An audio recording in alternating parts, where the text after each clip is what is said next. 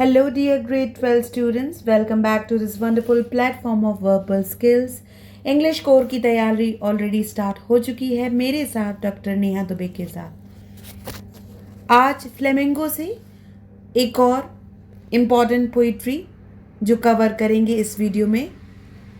The name of the pome is a thing of beauty which is composed bye John Keats. याद रखिएगा, ये poetry जो है वो कंपोज की है जॉन कीट्स ने। इस पोइट्री को स्टार्ट करने से पहले कुछ एसेंशियल बैकग्राउंड और रिलेटेड एसेंशियल पॉइंट्स हैं जिनको जानना बहुत ज़रूरी है ताकि ये पोइट्री आपको क्लियर ही नहीं क्रिस्टल क्लियर हो। सबसे पहले अगर बात की जाए इस पोइट्री में जो लीड करने वाली डिवाइस है वो है इमेजरी। यहाँ जॉन कीट्स ने एक पूरा पिक्चर विजन किया है, क्रिएट किया है अपनी इस पोइट्री में। अब क्या पिक्चर विजन क्रिएट किया है तो थोड़े से बैकग्राउंड को जानेंगे। यहाँ जॉन कीट्स ने बात की है एक शेपर्ड एंडीमियन की जो ट्रू ब्यूटी और जिसको आप बोल सकते हैं ट्रू हैप्पीनेस की तलाश में वो एक जंगल में जाता है। किसको खोजने के लिए जाता है? वो मून गॉडेस सिंथिया को खोजने जाता है। यस, याद रखिएगा, वो मून गॉडेस जो है वो सिंथिया को खोजने जाता है क्योंकि उसे लगता है कि सिंथिया जो मून गॉडेस हैं वो सबसे ब्यूटीफुल हैं। तो ट्रू ब्यूटी कहाँ मिलेगी? गॉडेस सिंथिया में। लेकिन जब वो जंगल में जाता है और जब वो आसपास अपने नेचर के ऑब्जेक्ट्स को जब वो देखता है तो उसको लगता है कि ट्रू ब्यूटी या ट्रू हैप्पीनेस जो है वो कहीं नहीं है, बल्कि ट्रू ब्यूटी या ट्रू हैप्पीनेस कहाँ है? नेचर, और नेचर के सारे ऑब्जेक्ट्स में ही हर ब्यूटी, हर हैप्पीनेस छुपी हुई है। आई होप ये कनेक्शन आप याद रखेंगे। बहुत इंपॉर्टेंट चीज याद रखिएगा, the following is an excerpt, एक भाग है, एक हिस्सा है जो जॉन कीट्स की कलेक्शन अ पोएटिक रोमांस, जो उनका पोम का कलेक्शन है, इस बुक से लिया गया है। सो वेरी इंपॉर्टेंट वन, क्योंकि इससे आपका एक क्वेश्चन जरूर बन सकता है।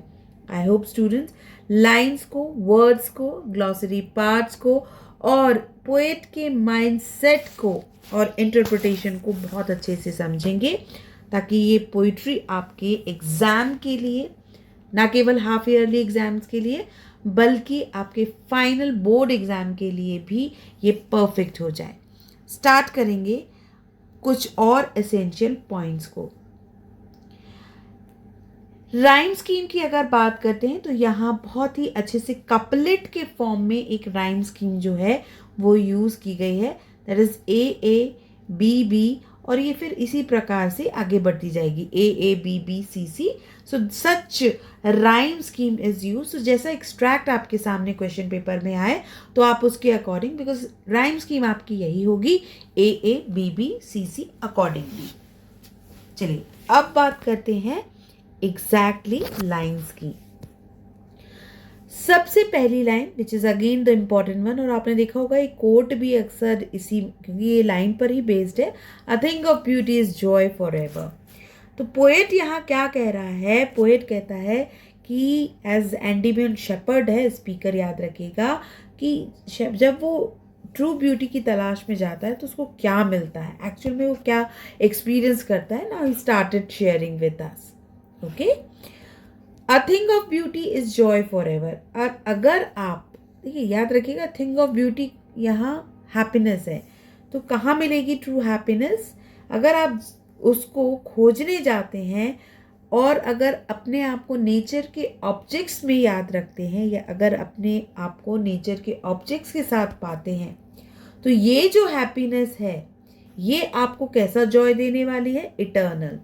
Eternal means ever lasting Joy आपको यहाँ जो नेचर के ऑब्जेक्ट्स हैं ये आपको इटर्नल जॉय देने वाले हैं। तो यहाँ याद रखिएगा, the poet says is nothing here, the beauty जो ब्यूटी, जो हैप्पीनेस आपको नेचर के ऑब्जेक्ट्स में मिलती है वो इटर्नल होगी, फॉरएवर होगी। ना केवल वो फॉरएवर और इटर्नल होगी बल्कि इट्स लवलीनेस इंक्रीजेस। और हर बार जब आप नेचर के ऑब्जेक्ट्स के साथ, जब भी, एक बार नहीं, दो बार नहीं, जितनी बार आप नेचर के ऑब्जेक्ट्स के साथ अपना समय बिताएंगे, हर बार उसकी जो हैप्पीनेस है, लवलीनेस है, वो क्या होगी, वो इंक्रीज होती जाएगी। It always increases the what, the happiness, and it will never pass into nothingness. आती है हमारी next important line. Pass into nothingness का मतलब है it will never fade away. जी हाँ, कभी भी ये ब्यूटी, ये हैप्पीनेस, नेचर के ऑब्जेक्ट्स के द्वारा जो हमें हैप्पीनेस मिलती है, ये ब्यूटी कभी भी, ये हैप्पीनेस कभी भी फेड नहीं होती। बल्कि और क्या होता है, देखिए आई होप समझ में आ गया होगा, बल्कि और क्या होता है, but keep will keep a bower quiet for us and a sleep full of sweet dreams. देखिए बात याद रखिएगा, एक तो बहुत अच्छा मेटाफर यहाँ यूज किया है। बावर क्वाइट आपने देखा होगा, जो पेड़ों का जो शेड होता है, suppose if you are just sleeping under the tree, तो आपके ऊपर एक शेड क्रिएट हो जाता है। तो ये ऐसा लगता है कि हमारे चारों ओर जो है वो नेचर ने एक शेड क्रिएट कर दिया है। तो शेड से कंपैरिजन है, मेटाफर यूज हुआ है, याद रखिएगा, इंपॉर्टेंट है। और यदि आप उस पेड़ के नीचे सो जाते हैं तो वहां जो स्लीप आपको मिलने वाली है वो कैसी स्लीप होगी, it would be full of sweet dreams, health and quiet breathing. Therefore on every morrow are we reading. तो यहां अगर आप सो जाते हैं पेड़ के नीचे, नेचर के पास, तो ये जो स्लीप होगी, एक तो फुल होगी किसे, it will be full of sweet dreams. Not only it will be full of sweet dreams, ना केवल ये स्वीट ड्रीम्स से भरी हुई होगी, बल्कि ये आपको देगी मेंटल हेल्थ और फिजिकल हेल्थ। क्योंकि ये स्लीप नेचुरल होगी, डीप होगी, हेल्दी होगी एंड वेल्दी होगी, जिससे आप वाइज भी बनेंगे। आई होप आपको समझ में आ गया होगा। देखिए ब्रीदिंग का मतलब, बिकॉज आप शांति से वहाँ सो पाएंगे, सांस ले पाएंगे, एक हेल्दी आपकी लाइफ होगी, आपका जो स्लीप होगी वो डीप भी होगी और हेल्दी भी होगी। नेक्स्ट वहाँ यहाँ जो लाइन यहाँ डिनोट कर रहा है, पोएट बोलता है देयरफॉर एंड एवरी मॉरो। देखिए एवरी मॉरो का मतलब है एवरी टुमारो। अब टुमारो का मतलब है यहाँ ईच डे, हर दिन। ईच डे क्या होगा, आर वी रीडिंग। देखिए रीडिंग का मतलब क्या होता है, कवरिंग। सपोज अगर आप सो रहे हैं, if you are sleeping under the tree, तो चारों तरफ आपके नेचर का, चारों तरफ आपके नेचुरल ऑब्जेक्ट्स का एक घेरा बन जाएगा। और वो घेरा या वो कवरिंग ऐसी कवरिंग होगी, अ फ्लावरी बैंड। देखिए फिर से मेटाफर यूज हुआ है, क्योंकि एक फ्लावर का एक बैंड आपने देखा होगा, अक्सर एक फ्लावर का बैंड भी ऑफर किया जाता है। तो जब आप वहाँ सो रहे होंगे तो वो स्लीप गुड हेल्थ से भरी होगी, और ये आपके चारों तरफ एक ऐसी कवरिंग, देखो रीडिंग का मतलब होता है कवरिंग, ऐसी कवरिंग क्रिएट कर देगी, क्योंकि यही वो ऑब्जेक्ट्स हैं जो हमें क्या कर रखते हैं, to bind us to the earth, जो हमें इस नेचर से, जो हमें इस धरती से कनेक्टेड रखते हैं। I hope quite understood. यहाँ पोएट कहना चाहता है कि आप सिर्फ और सिर्फ अगर एक कनेक्शन महसूस करना चाहते हैं, that you are really connected with this universe, यही वो नेचुरल ऑब्जेक्ट्स हैं जो आपको, मतलब एक मनुष्य को, इस नेचर से कनेक्ट रखते हैं। आई होप समझ में आया होगा। देखिए आरवी रीडिंग जो है एक बहुत ही सुंदर तरीके से इन्वर्जन यूज हुआ है। देखिए वाई, देखिए इन्वर्जन जो है पोएटिक एक डिवाइस है। इन्वर्जन जो है जब आपका एक सेंटेंस का जो सेट स्ट्रक्चर होता है, जब उसको रिवर्स कर दिया जाता है, उसे इन्वर्जन बोलते हैं। कैसे, वी आर रीडिंग होना चाहिए क्योंकि यहाँ कोई क्वेश्चन मार्क नहीं है, बट यहाँ लिखा क्या है, just to give spontaneity to the rhyme scheme, यहाँ पोएट ने क्या यूज कर दिया, आर वी रीडिंग। तो सेट स्ट्रक्चर को थोड़ा सा यहाँ पर रिवर्स किया है, इसलिए इन्वर्जन यूज है। I hope understood. आगे बढ़ेंगे।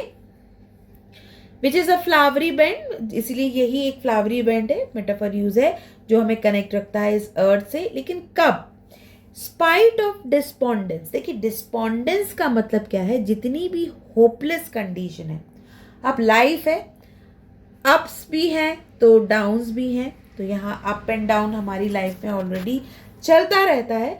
तो इन स्पाइट ऑफ ऑल डिस्पॉन्डेंस, जितनी भी हेल्पलेस कंडीशन है, that when ever you feel that yes I am helpless today, तो उस कंडीशन में, क्योंकि ऑफ द ह्यूमन डर्थ ना, डर्थ का मीनिंग क्या है, जितनी भी शॉर्टेजेस हैं, याद रखिएगा, जितनी भी शॉर्टेजेस हैं लाइफ की, जितनी भी कमियां हैं लाइफ की, आपको भी पता है अगर इस धरती पर अच्छाई है तो बुराई भी है, और अगर जीवन में सुख है तो दुख भी है। तो जब भी कभी आपकी लाइफ में इस प्रकार से सैडनेस, शॉर्टेजेस होती हैं, तब क्या होता है, of noble natures of gloomy days. देखिए वही बात है ना, सैडनेस भी लाइफ में होती है, हैप्पीनेस अगर है तो फिर सैडनेस तो होगी। तो जब भी कभी आपका ग्लूमी डेज यानी जो सैड डेज अगर आपकी लाइफ में है, उस समय of noble natures, noble natures का मतलब अगर आपको ने भी सोचा होगा कि ये जो पृथ्वी है, ये जो अर्थ है, यहाँ नेगेटिविटी, अगर अच्छाई है तो बुराई भी है, खुशी है तो गम भी है। तो यही सारी चीज़ें जब भी अगर आपकी लाइफ में ग्लूम यानी कि सैडनेस है, तो उस कंडीशन में ये ग्लूमी, ये सैडनेस क्यों है, बिकॉज नाउ अ डेज, देखिए बहुत करंट सिचुएशन को यहाँ पोएट ने डिनोट किया है, of all the unhealthy and over darkened ways. क्योंकि आज आपने देखा होगा बहुत ही जो लाइफ स्टाइल है हमारा, the way we are leading our life, the way we are living our life, वो सभी क्या है, बहुत ही इल प्रैक्टिसेस जो हैं, यानी जो एक रूटीन, अच्छे रूटीन को फॉलो नहीं करना, अच्छी डाइट को फॉलो नहीं करना, अनहेल्दी लाइफस्टाइल को फॉलो करना। यहाँ पोएट कहता है कि अगर आप उस तरीके से रह रहे हैं तो उस कंडीशन में फिर हम क्या करने लगते हैं, we made for our search, yes in spite of all, मतलब कुछ भी कर लीजिए, जितनी भी आपकी बैड कंडीशन है, आप उन बैड कंडीशन से निकलने के लिए फिर क्या करने लगते हैं, एक ट्रू हैप्पीनेस के लिए उसको सर्च करने लगते हैं। और क्या होता है, सम शेप ऑफ ब्यूटी, तो डोंट गो एनीवेयर। मैं आपको बताता हूँ, अगर आप true beauty, true happiness search करना चाहते हैं, तो here are some shape of beauty. इस नेचर के कुछ ऑब्जेक्ट्स हैं जो आपको क्या कर सकते हैं, मूव अवे द पाल। देखिए पाल का मतलब क्या है, पाल का मतलब है आपकी लाइफ की जितनी भी डार्क कंडीशन है, उस डार्कनेस को, उन नेगेटिविटी को, नेचर के कुछ ऑब्जेक्ट्स हैं जो आपकी dark from your dark spirit आपको नेगेटिविटी से कहाँ ले जाएंगे, पॉजिटिविटी से। अब डियर स्टूडेंट आता है इस पोइट्री का सबसे important phase, as here the poet is talking about the various objects, बहुत सारे ऑब्जेक्ट्स की बात कर रहा है। तो अब यहाँ वो हमें देने वाला है एक प्रॉपर लिस्ट। जी हाँ, कौन से वो ऑब्जेक्ट्स हैं जो आपको आपके ग्लूमी कंडीशन, आपकी सैडनेस में ट्रू हैप्पीनेस दे सकते हैं, और ऐसी हैप्पीनेस जो एवर लास्टिंग होगी, इटर्नल होगी, कभी भी फेड नहीं होगी। So let's start the counting. Let's start the list here. Now the first one. Such the sun. जो sun है भाई वो भी light देता है, तो that's why the sun is also the thing of beauty. Next, the moon is also a thing of beauty.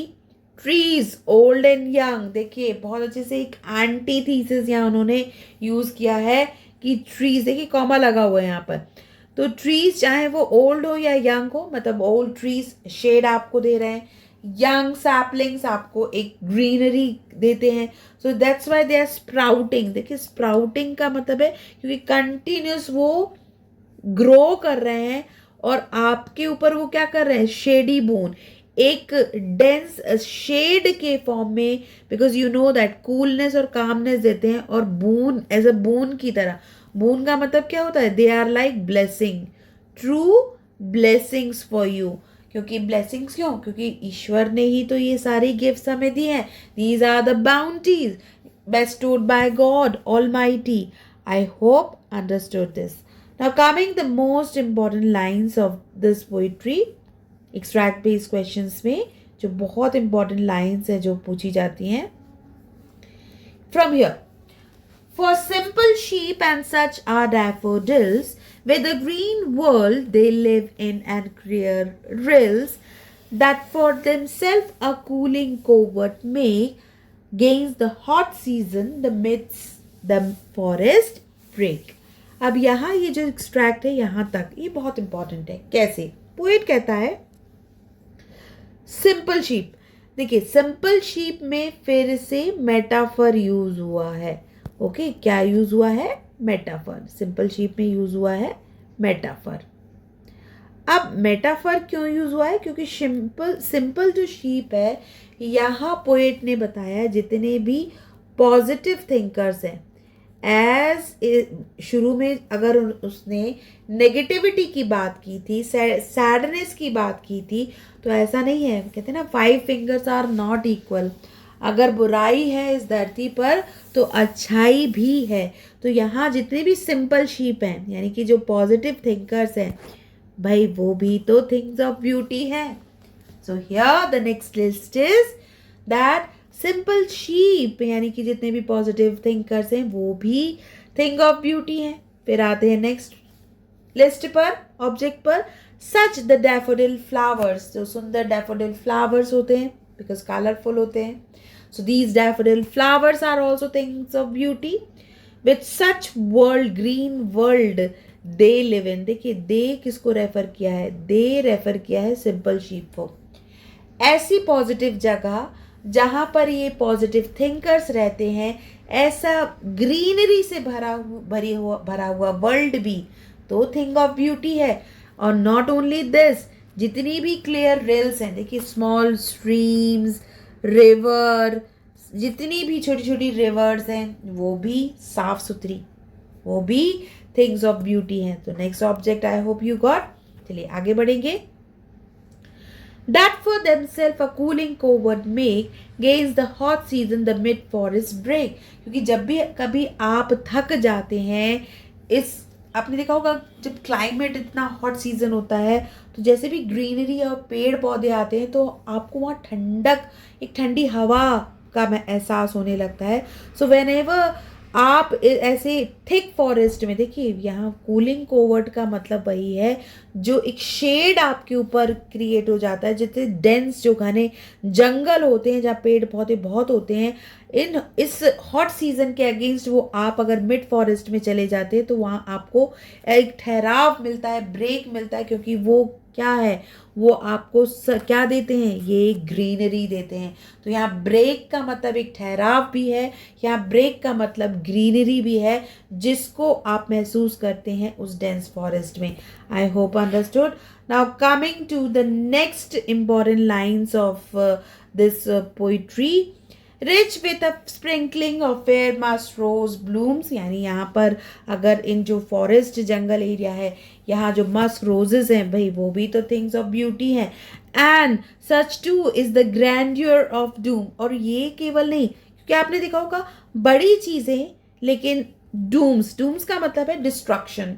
यानी जब भी कभी आपको लाइफ में डिस्ट्रक्शन, सैडनेस, डल, मोनोटोनस कंडीशंस को फेस करते हैं तो ये आपको एक बहुत बड़ा, देखिए ग्रैंडियर का मतलब क्या है, ग्रेटनेस देती हैं. क्योंकि छोटी चीज़ें हैं, छोटे ऑब्जेक्ट्स हैं, बट इनका जो असर है, इनका जो एक इम्पार्टिंग है, एक ब्लेसिंग है, वो बहुत बड़ी है. तो आई hope understood. Now the most important lines. These are the most important lines of this poetry. कहाँ से? यहाँ से. And such too is the grandeur dooms, ये कवर हो गया. यहाँ से आप ध्यान रखिएगा. We have imagine for the mighty dead or lovely tales that we have heard or read, an endless fountain of immortal drink pouring onto us from the heavens brink. अब यहाँ पोएट क्या कह रहा है? पोएट कहता है कि चलिए घने जंगल, पेड़ पौधे, सुंदर मस्त रोजेस, ये सारे तो ब्लेसिंग्स, ये सारे तो थिंग ऑफ ब्यूटी है ही, लेकिन इसके अलावा भी कैसे यहाँ बोलता है कि we have imagine for the mighty dead. देखिए माइटी डेड, सबसे पहले तो opposite word, mighty the live और डेड यानी डेड. तो यहाँ एक बहुत अच्छा ऑक्सीमोरॉन यहाँ पर पोएट ने यूज किया है. Whenever you have heard such great stories of the soldiers, कैसे माइटी डेड क्यों? क्योंकि उन्होंने अपनी लाइफ को, सोल्जर्स की बात की है जिन्होंने अपनी लाइफ को सेक्रीफाइस कर दिया, लेकिन आज भी वो जिंदा है क्योंकि स्टोरीज के फॉर्म में. सो अगर आपने ऐसी लवली टेल्स यानी सुंदर और बहुत ही अच्छी इंस्पायरिंग स्टोरीज को या तो पढ़ा होगा या सुना होगा, तो भाई ये स्टोरीज भी तो क्या है? ये स्टोरीज भी तो थिंग्स ऑफ ब्यूटी है. So keep this in mind. All lovely tales of mighty dead यानी सोल्जर्स, इवन द रिफॉर्मर्स, जितने भी लोग जिन्होंने अपनी लाइफ को हमारे देश के लिए या किसी भी अच्छी चीज़ के लिए, बुराइयों को हटाने के लिए सेक्रीफाइस किया है, तो ऐसी इंस्पायरिंग स्टोरीज भी थिंग्स ऑफ ब्यूटी है. I hope understood. और आते हैं last and the important once. देखिए यहाँ इन 2 लाइंस में क्लियर कट इमेजरी यूज है. कैसे? क्योंकि आपको लगेगा एक विजन क्रिएट किया है पोएट ने. एन एंडलेस फाउंटेन, अब भाई ऐसा फाउंटेन जो कभी खत्म ना हो, तो थोड़ा सा एग्जैजरेटेड रिमार्क भी यहाँ यूज किया है, तो हाइपरबली इज यूज्ड हियर. कैसे? इमॉर्टल ड्रिंक, इमॉर्टल ड्रिंक यहाँ मेटाफर यूज किया है क्योंकि नेक्टर जो अमृत होता है, आपको भी पता है अमृत जिसको बोलते हैं, कि भाई ऐसा नेक्टर है कि आप उसे एक बार पी लें. बिकॉज कंटिन्यूस यहाँ जो ऑब्जेक्ट्स हैं नेचर को, उनको इमॉर्टल ड्रिंक बोला है. अब कैसे? जो एंडलेस फाउंटेन है, कभी ना खत्म होने वाला, ये जो नेचर के ऑब्जेक्ट्स रूपी जो अमृत है, जो हमारे ऊपर कहाँ से pouring unto us from the heaven's brink. Brink का मतलब होता है एज. तो इस हेवन से, इस आसमान से, अब यहाँ हेवन एक्चुअली पता कौन है? हेवन यहाँ है गॉड. ओके, तो यहाँ जो ये गॉड है जो अपनी ब्लेसिंग्स को कंटिन्यूस हमारे ऊपर शावर करते चले आ रहे हैं, एक एंडलेस मैनर में शावर करते चले आ रहे हैं, तो ये जो क्लियर कट हैप्पीनेस है, ये इस ऑलमाइटी की तरफ से हमारा बेस्ट गिफ्ट है.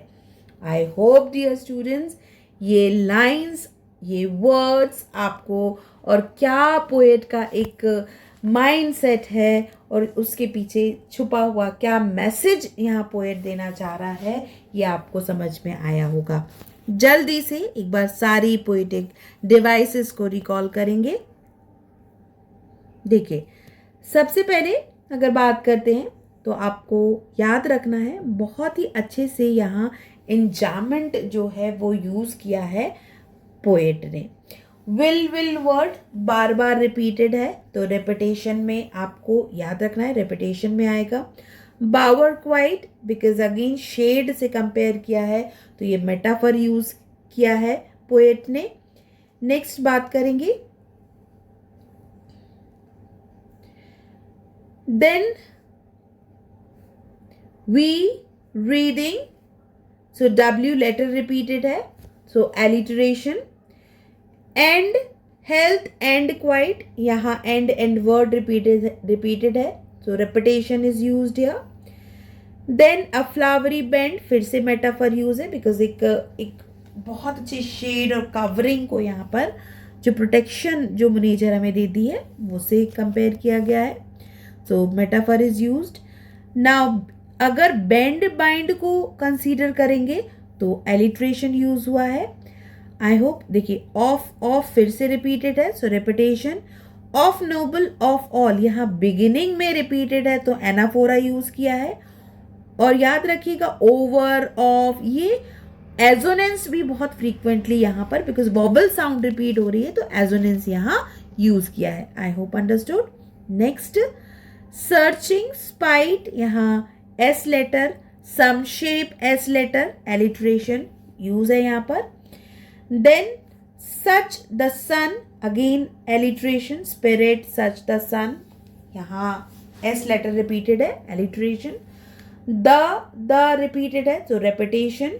Then trees old and young, as पर द ऑब्जेक्ट्स अगर कभी कभी आता है तो ऑक्सीमोरॉन आप लिख सकते हैं, बट एक्चुअल में ये एंटीथीसिस है क्योंकि यहाँ पर कॉमा लगा हुआ है।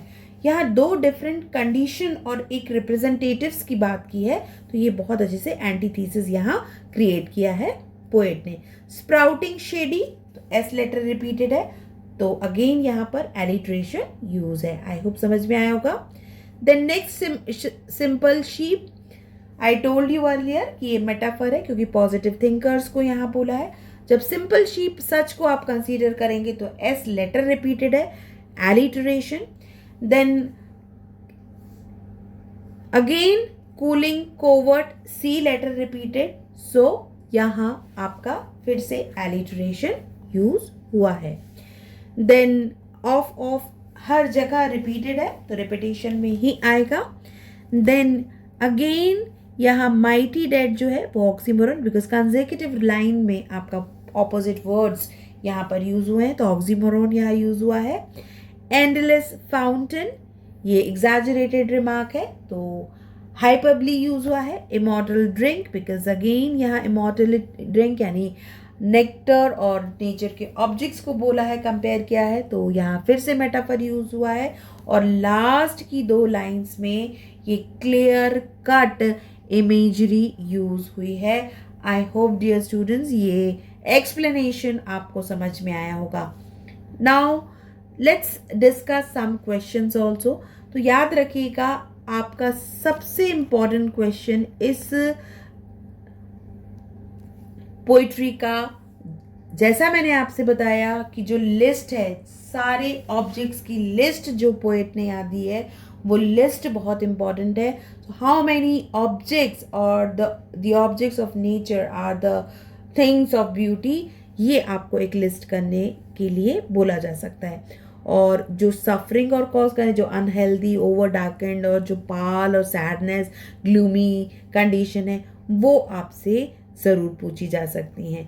देन ग्रैंडर क्यों माइटी डेड से एसोसिएटेड है, क्योंकि छोटी स्टोरीज हैं लेकिन आप छोटी छोटी चीज़ें हैं लेकिन उनका असर क्योंकि बहुत बड़ा होता है, तो यहाँ एक इंटर कनेक्शन जो यहाँ बोला गया है इसको याद रखिएगा। So here such connection with the nature, such connection with such objects यहाँ जॉन कीट्स ने बताने की कोशिश की है। सो स्पेशली एक जो क्वेश्चन आपका that why, what image does the poet use to describe the beautiful bounty on earth, तो जितने भी ऑब्जेक्ट्स हैं और उनका एक तरीके से हमारे लिए क्या वैल्यू है, बिकॉज एंडलेस फाउंटेन की तरह ये हमें इमॉर्टल, एक true happiness, eternal happiness continuous देती चली जा रही हैं। आई होप स्टूडेंट ये पोइट्री थिंग ऑफ ब्यूटी आज आपको क्लियर ही नहीं बल्कि क्रिस्टल क्लियर हुई होगी। इसी प्रकार से एक्सप्लेनेशन के लिए, आगे के टॉपिक्स के लिए बने रहें, कनेक्टेड रहें, लाइक करें, शेयर करें, सब्सक्राइब करें। और कोई और भी टॉपिक आपको समझना हो तो बिल्कुल कमेंट बॉक्स में आप बिल्कुल बोल सकते हैं। जो टॉपिक आपको लगता है कि डिफ़िकल्ट है, I should go with this, तो बिल्कुल आप अपने कमेंट में ज़रूर लिखिए। बेस्ट तरीके से सॉल्व करने की कोशिश इस प्लेटफॉर्म पर ज़रूर की जाएगी। So thank you for today.